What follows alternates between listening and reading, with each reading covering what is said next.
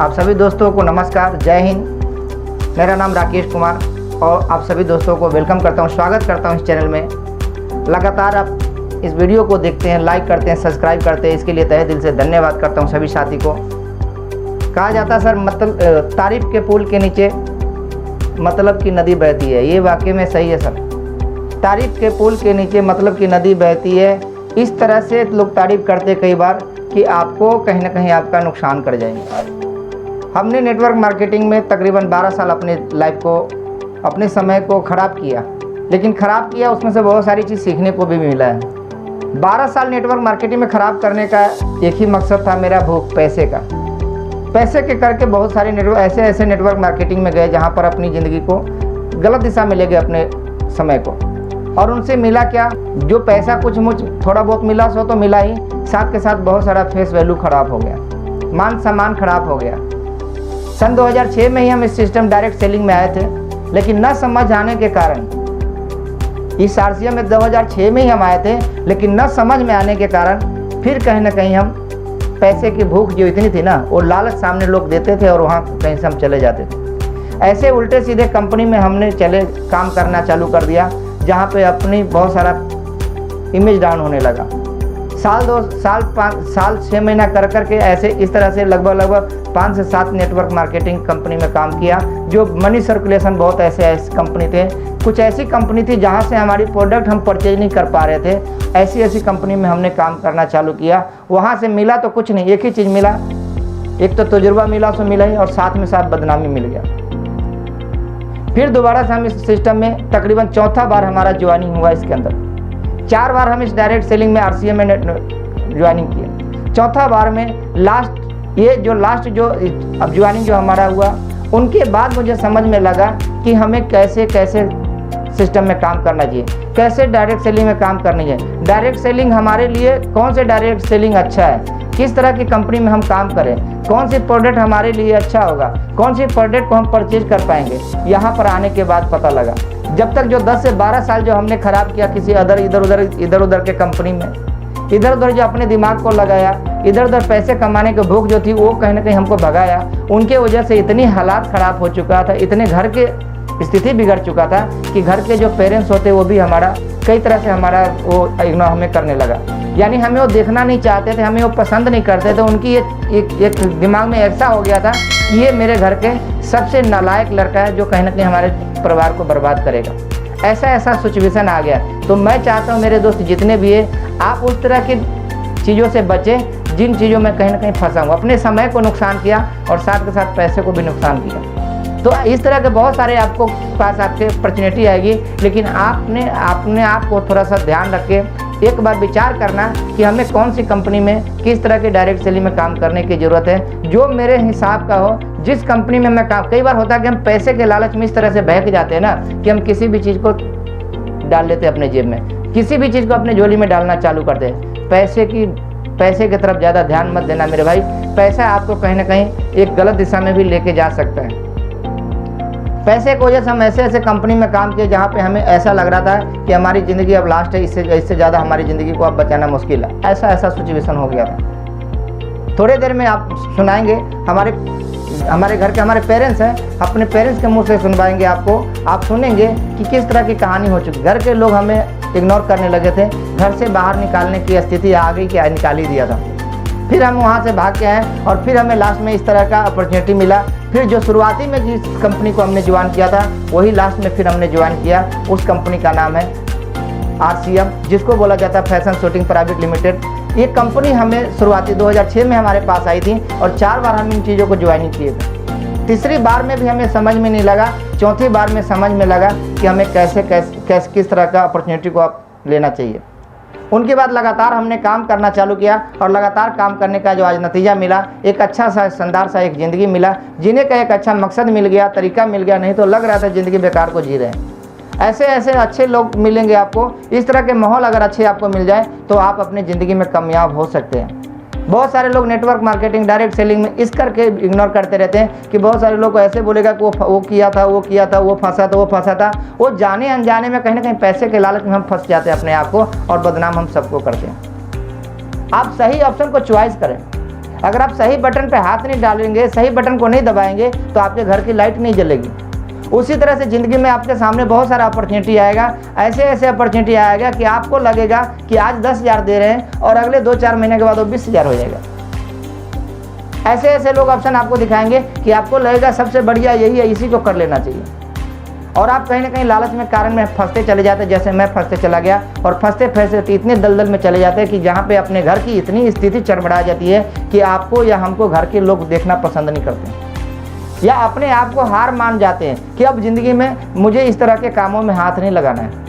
लेकिन आपको बता दूं सर, एक आम लोगों के लिए सबसे बेस्ट अपॉर्चुनिटी है डायरेक्ट सेलिंग, नेटवर्क मार्केटिंग। अगर वो इंसान चाहे अपनी ज़िंदगी में कि बड़ी से बड़ी सपने को पूरा करना है, तो उसके लिए एक ही अपॉर्चुनिटी है, वो है direct selling, right concept marketing. जो बताया जाता है खरीदारी करने का सही तरीका, अगर घर के प्रोडक्ट बदल के अगर ज़िंदगी बदला जाता है तो मेरा हिसाब से बदल देना चाहिए।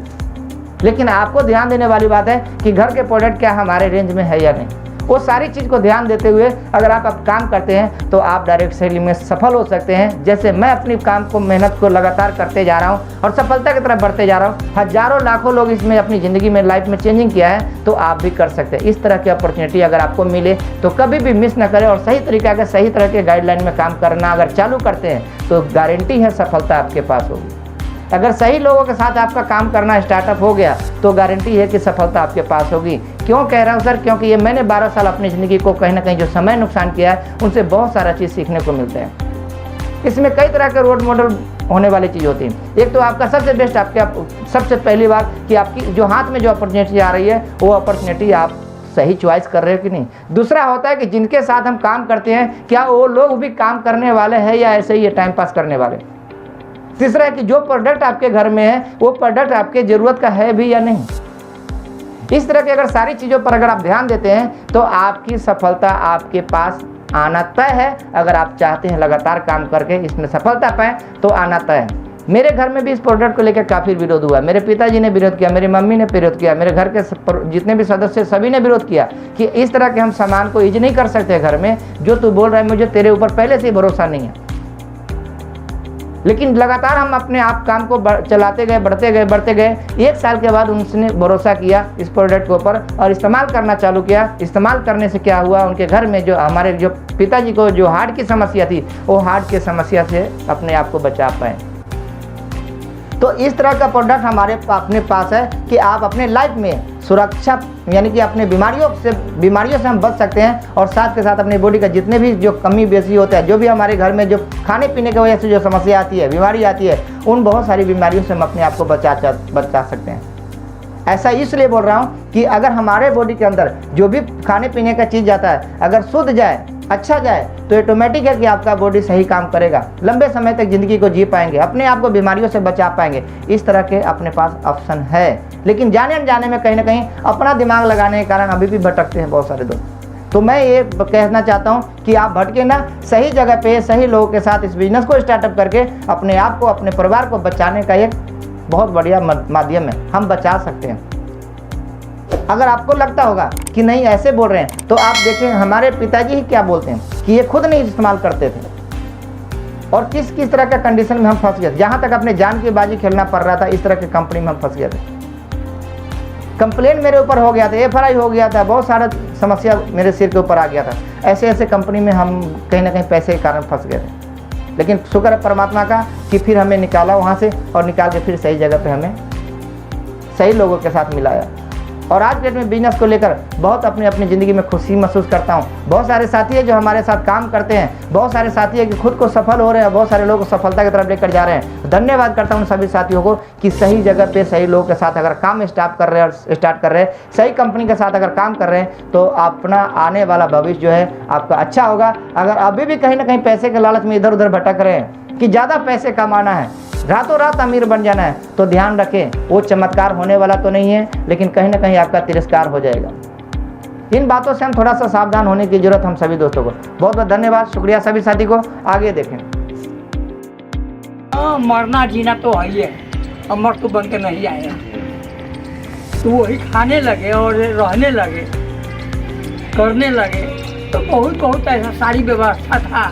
इसे लंगा हो गया, बदमाश हो गया, डकैत बन जाएगा, किसी को साथ है यह है वो है, फंस गया।